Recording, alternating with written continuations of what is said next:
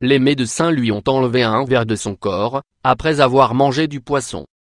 Que vous soyez du genre à faire attention à ce que vous mangez ou, à l'inverse, que vous n'accordiez pas trop d'importance à cela, l'idée que vous puissiez un jour manger un aliment ou un plat dans lesquels se trouveraient des parasites ou des vers ne vous enchante pas des masses. Et on vous comprend. La chaîne CNN avertit des dangers d'un plat en particulier. Il s'agit de sushi.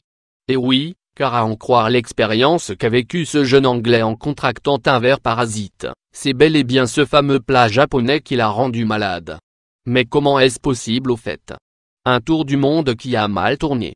Un jeune Anglais a récemment voulu découvrir la beauté et l'exotisme du continent asiatique. En se rendant dans plusieurs pays d'Asie, à savoir en Thaïlande, en Chine, au Japon ou encore en Corée du Sud, il a été amené à manger tous les jours des sushis, et ce pendant toute la durée de son voyage, à savoir plusieurs mois. Peu de temps avant qu'il ne revienne en Angleterre, il s'est plaint de maux de tête et d'estomac atroces. J'avais perdu beaucoup de poids avant de rentrer chez moi. Je n'arrivais plus à manger quoi que ce soit, témoignait le jeune Anglais à la presse britannique. En rentrant chez lui à Cambridge, il s'est immédiatement rendu à l'hôpital pour obtenir des réponses à ses questions. Le médecin présent à l'hôpital ce jour-là a découvert une chose terrifiante. Son patient avait un ver parasite dans son estomac. Une belle bête, avait commenté le médecin, avant d'ajouter, il s'agit du ténia. Le ténia est un ver parasite qui se développe au niveau de l'intestin grêle. Il peut vivre jusqu'à 40 ans dans notre estomac. 40 ans à travers lesquels il se développe et grandit, au point d'atteindre dans certains cas plusieurs mètres. Si ce parasite se transmet généralement par ingestion de viande bovine ou porcine, le ténia peut également se trouver dans la chair de poisson d'eau douce ou encore dans les saumons. Les larves sont généralement présentes dans du poisson cru, insuffisamment cuit ou mal congelé, explique une spécialiste. Et d'ajouter, en réalité, contrairement à ce que l'on pourrait croire, il suffit qu'un morceau de poisson soit contaminé pour que la personne soit infectée. Ce n'est pas l'excès de sushi qui cause ce genre d'infection.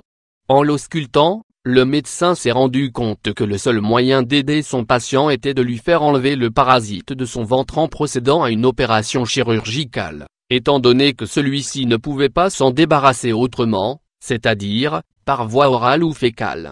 Aucun médicament ou traitement n'était capable d'aider le jeune homme. J'ai donc dû enlever le parasite par moi-même en l'opérant, expliquait le chirurgien.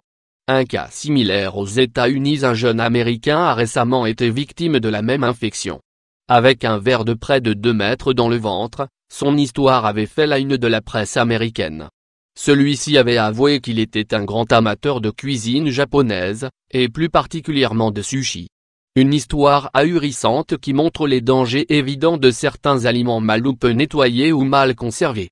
S'il faut bien évidemment faire très attention à ce que l'on consomme au quotidien, il est aussi important de rappeler, comme précité, que ce n'est pas nécessairement la consommation excessive d'un aliment ou d'un plat en particulier qui augmente les risques de contracter un ver parasite. Parfois, il suffit de tomber sur le mauvais morceau.